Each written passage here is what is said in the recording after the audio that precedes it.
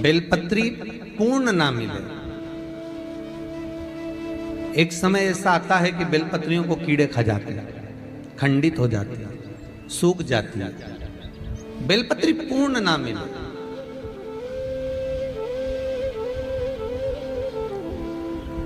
तो क्या हम खंडित बेलपत्री भी शंकर को समर्पित कर सकते हैं? देखिए प्रश्न कितना सुंदर है। उसका प्रश्न केवल एक व्यक्ति के लिए ये प्रश्न नहीं होता, ये प्रश्न जो करे जाते हैं ये जग कल्याण के लिए, सभी के लिए। मान लो अगर बेलपत्री साबुत नहीं है, बेलपत्री कहीं कीड़ा खा गया, कहीं बेलपत्री खंडित हो गई, कहीं बेलपत्री में कुछ तकलीफ है, मान लो कीड़ा हो गया या कुछ हो गया और वो खंडित है, तो क्या हम उसको ना चढ़ाएं कि चढ़ाएं? और बेलपत्री मिल ही नहीं रही है और बेलपत्र हमें प्राप्त ही नहीं हो। ऐसी दशा में हम क्या कर सकते हैं? तो शिव महापुराण की कथा कहती है यह भी जरूरी नहीं है कि आप बेलपत्र समर्पित करें। कितना सुंदर कहा है शिव महापुराण की कथा में कि हम ये भी नहीं कह रहे कि बेलपत्र आप समर्पित करें। अगर बेलपत्र खंडित है, टूटी पड़ी है और आपके पास में नहीं है, तो शिव जी की चढ़ी हुई बेलपत्र को धोकर शंकर पर चढ़ा दे।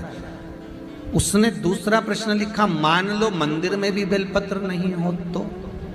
बहुत अच्छे प्रश्न है ये। मंदिर में भी बेलपत्र ना हो तो कितना सुंदर कहा। एक भजन आप लोग गाते हो कि मन मेरा मंदिर, आंखें दिया बाती, होठों की है तालियां, रोम फूलवाती।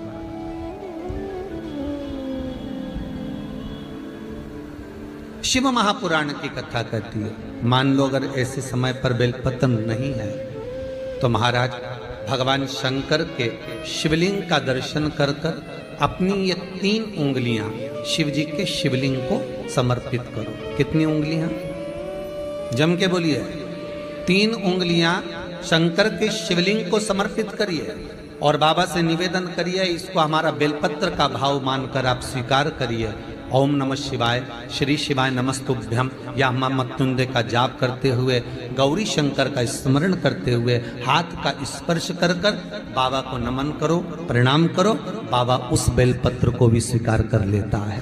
बाबा उस बेलपत्र, यहाँ तो कितना शिव महापुराण के अंतर्गत एक लिंग पुराण है। लिंग पुराण के अंतर्गत वर्णन आता है कि आप अगर आपके पास में शिवलिंग भी नहीं है, आप किसी नदी में स्नान कर रहे हो, तो अपने अंगुष्ठ को आगे कर कर आप उस पर भी जल चढ़ा सकते हो। भगवान शंकर उसको भी स्वीकार कर। आप किसी नदी का कंकर उठाकर अपने हथेली में रखकर उसको भी जल चढ़ा सकते हो, भगवान उसको भी स्वीकार कर। भगवान उसको भी ग्रहण कर लेते, भगवान उसको भी स्वीकार कर।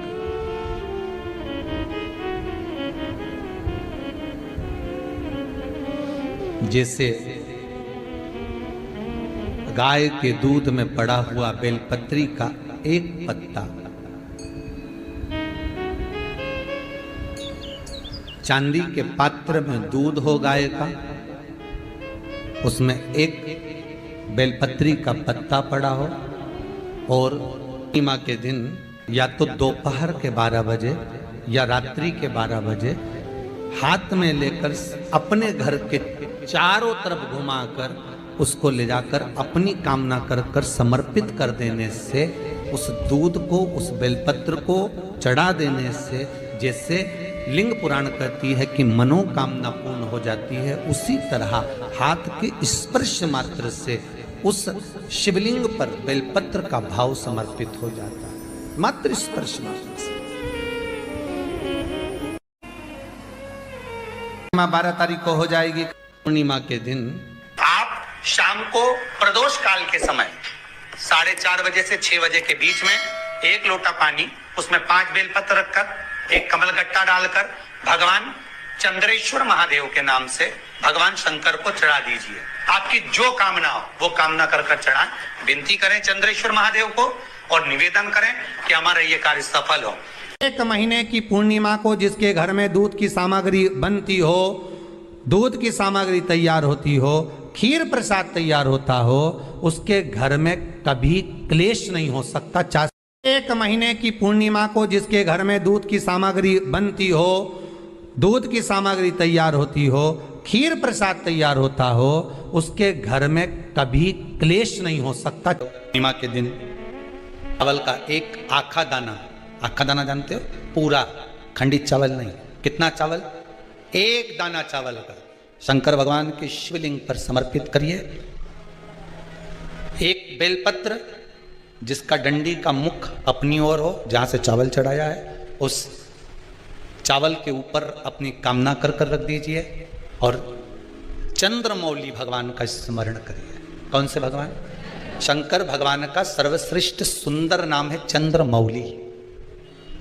चंद्रमौली भगवान का स्मरण करिए, अपनी कामना कर बेलपत्र समर्पित कर शिव जी पर 1 लोटा पानी, 1 जल पात्र समर्पित करो, कलश से जल चढ़ा दीजिए, नैनों में वो जल लगाकर अपनी कामना कर वापिस घर को आइए। आएगी जो कामना करी है मेरा चंद्रमौली भोलेनाथ उसे पूर्ण करेगा। तो भगवान के लिए बना रखिएगा कि भगवान तुम भोजन करो, भगवान तुम यदि नहीं।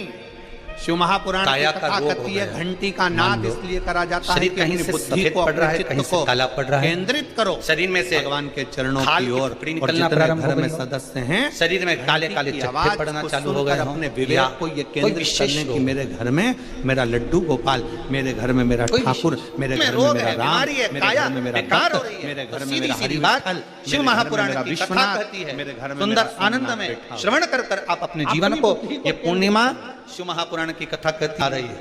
कुछ नहीं करना, पीपल का एक पत्ता केंद्रित करना, उस पत्ते पर थोड़ा सा चावल, थोड़ा केंद्रित करना। पूर्णिमा की रात्रि को अपने हाथ में मेरा भगवान बैठा, अपने नयनों से लगाकर शरीर पर से स्वयं और मेरी जीजियों से सूरज के मेरे जीजाओं से निवेदन है, पूर्णिमा की रात्रि को पूर्ण होने पर उस चावल को दूसरे दिन मंदिर में जाकर बहते हुए पानी में जल अगर आप चढ़ा रहे हो महाराज, तो भगवान को कितने भी रोग से ग्रसित कि मेरे पिछले जन्म पीपल का एक पत्ता 52,000 ब्राह्मण की साक्षी कराता है। बहुत ध्यान देना, पीपल के वृक्ष में स्वयं नारायण का, मेरे कृष्ण का वास है। स्वयं भगवान गीता के अंतर्गत कहते हैं कि मैं पीपल का वृक्ष हूं, जो मुझे बाबा तेरा साथ, नारायण उसमें।